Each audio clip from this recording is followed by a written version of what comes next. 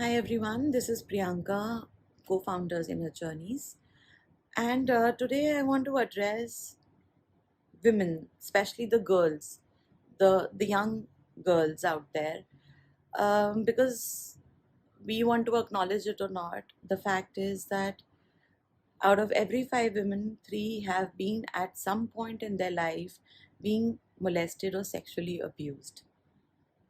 It could be as minor as being touched in a wrong way, touched at an inappropriate place, or touched without your consent. It could have been molestation of any kind, or like something extreme like a rape.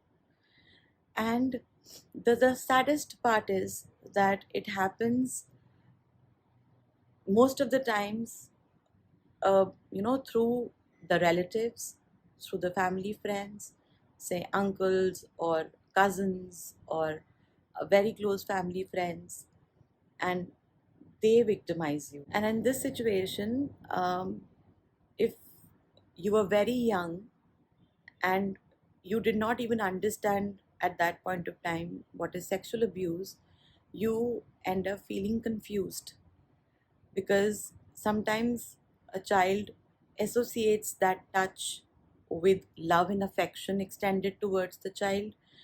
Sometimes you feel that whatever it was, I felt good about it, and you feel guilty about it.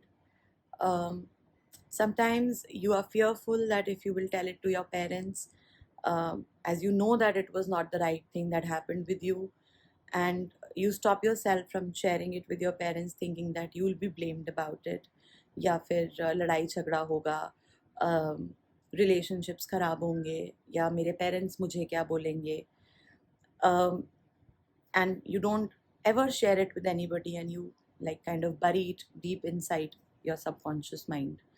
The second thing that happens, and most of the cases it does happens, that daughters or the girls go and share it with their parents, and parents sadly do nothing about it. I can understand they come from a place of disempowerment. They don't know how to deal with it or how to handle it.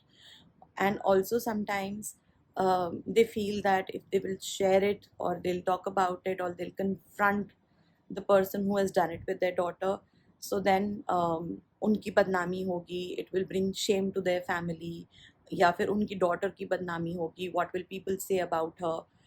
And in the entire process they tell you to keep quiet, and when you're asked to keep quiet, um, somewhere you start feeling that I have done something wrong. Maybe I have given a wrong signal to this person, and that is why this happened with me.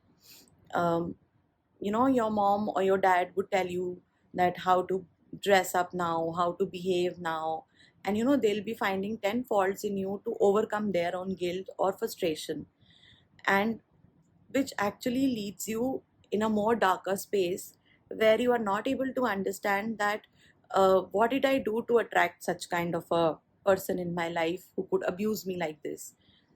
And as you start growing up, maybe you try and forget about it, or sometimes you bury that pain or that abuse so deep down in your subconscious mind that you don't even remember it, but actually has a lot of impact on you. See, because as a child, if you have been through any kind of sexual abuse, it has filled you with a lot of guilt, shame, anger, frustration, rage, and also confusion. And you have no idea how is it showing up in your life, how is it like happening in your life, how is it playing out in your life, because it is all happening at a very subconscious level. You really don't know.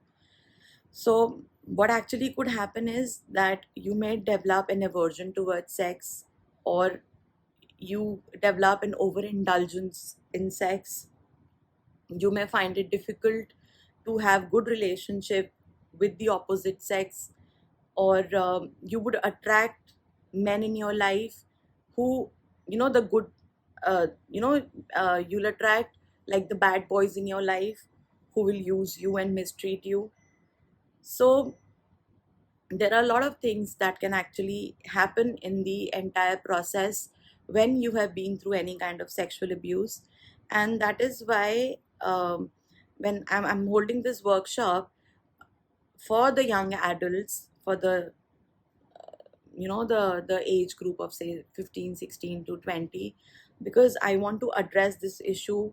I want to finally talk to the girls and help them heal it.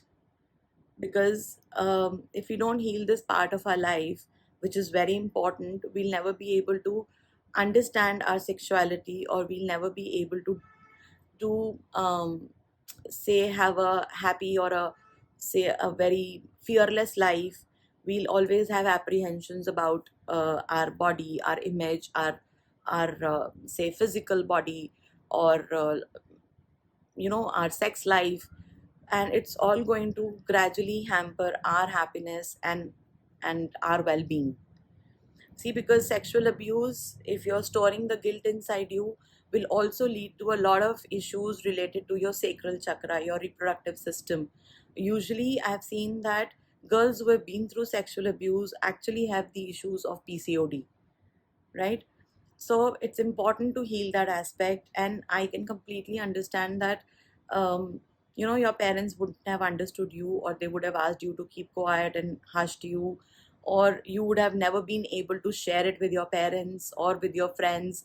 You must have felt ashamed about it. But then now is the opportunity. I'm here to listen to you. I'm here to help you heal it. I'm here to help you deal with it. So please keep a track of our page, our website, and do attend this workshop. I'm sure it's going to help you. Thanks a lot.